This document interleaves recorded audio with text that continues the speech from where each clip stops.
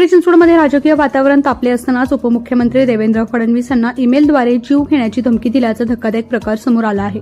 भाजप कार्यकर्ते सचिन काळभोर यांनी ही बाब तात्काळ लक्षात घेऊन मुख्यमंत्री कार्यालय आणि पोलीस आयुक्तांना तक्रार दाखल केली। तक्रारीनंतर पिंपरी चिंचवड पोलीस आयुक्त विनयकुमार चौबे यांनी बीडच्या गेवराई पोलिसांना तातडीने कारवाईचे आदेश दिले।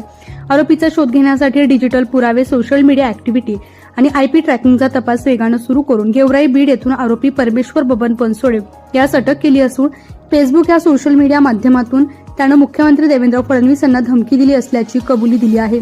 यामागे काही राजकीय षडयंत्र आहे का याचा तपास बीड पोलीस करत असून पुढील कारवाई चालू आहे। दरम्यान याविषयी महाराष्ट्रातून पहिली तक्रार दाखल करणारे भाजपा कार्यकर्ते सचिन काळभोर माध्यमांशी यांनी बातचीत केली आहे।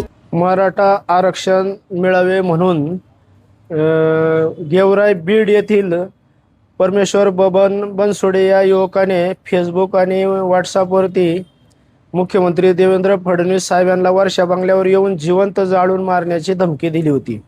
मग त्या संदर्भात पिंपरी चिंचवड पोलीस आयुक्तांना 8/9/2025 रोजी मी तक्रार दाखल केल्यानंतर पिंपरी चिंचवड पोलिसांनी ती तक्रार बीड पोलिसांकडे वर्ग केली। त्या अनुषंगाने बीड पोलिसांनी परमेश्वर बबन बनसोडे या युवकाला ताब्यात घेऊन त्याच्यावर कलम 168 नुसार कारवाई करण्यात आली।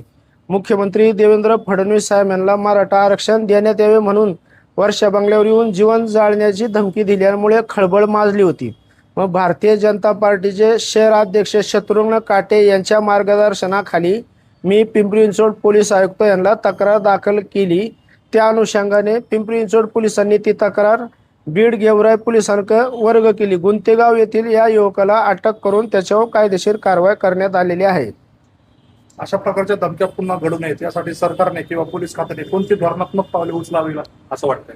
मुख्यमंत्री पद हे संविधानिक पद असून आरक्षण मागण्याचा प्रत्येकाला हक्क आहे, पण ते हक्क मागत असताना गैरप्रकारे जे काही कृत्य करतात त्याच्यावर लगाम घालण्यात यावा ही अपेक्षा आहे आमची। तुम्हाला वाटतं का की या धमकीच्या मागे राजकीय उद्देश दडलेले आहेत?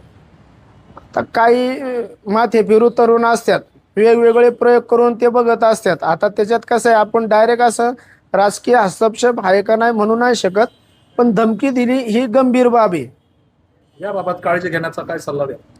आमचे लाडके मुख्यमंत्री देवाभाऊ यांना जेड सिक्युरिटीच्या वरती सिक्युरिटी देण्यात यावं, कारण सध्या महाराष्ट्राचा एकदम नवीन आणि तडफदार काम करणारा चेहरा म्हणून मुख्यमंत्री म्हणून ते चांगले काम करतात। अशा धमक्यांमुळे मग नागरिकांमध्ये संभ्रम निर्माण होतो, तर भविष्यात असे प्रकार घडू नये हीच आपली अपेक्षा।